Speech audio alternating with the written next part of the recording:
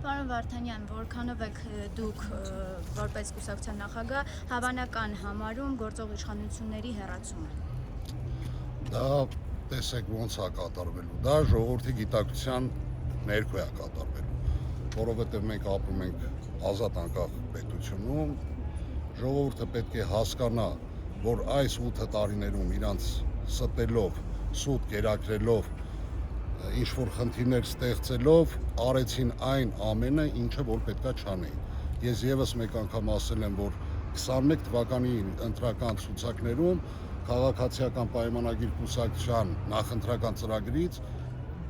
ոչ մեկ լավ ծրագիր չէր գրել, բայց այս մարդիկ գրեցին մի բան, արեցին այլ բան։ Հիմա դա պետք է հասկանա ժողովուրդը եւ մենք վստահում ենք մեր ժողովրդին։ Պարոն Վարդանյան, իսկ հավանական եք համարում, որ երբ որ Վարդան Ղուկասյանն ընտրվի վարչապետ, Աշոտ Կարապետյանը կժամանի Հայաստան։ Ես հնարավոր եմ համարում ոչ թե մենակ Վարդան Ղուկասյանը, այլ այս իշխանությունը երբ որ հրաժարական տա, երբ որ ինչ-որ մի ազգանվեր ուժ գա, Արշակ Կարապետյանը կվերադառնա, որովհետև Արշակ Կարապետյանի հետախուզումը դուք բազմիցս մենք ասել ենք ձեզ,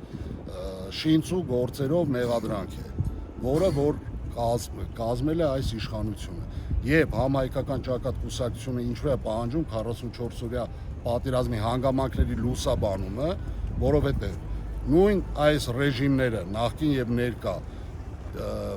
հրարեցին Հայաստանի դեմ, սանձազերծեցին պատերազմ, իրանց մասնակցության եղավ այդ ամենը, այսօր իրանք ուրախ զվարթ անում են էլի քարոզարշավ, էլի խափում են ուժերին։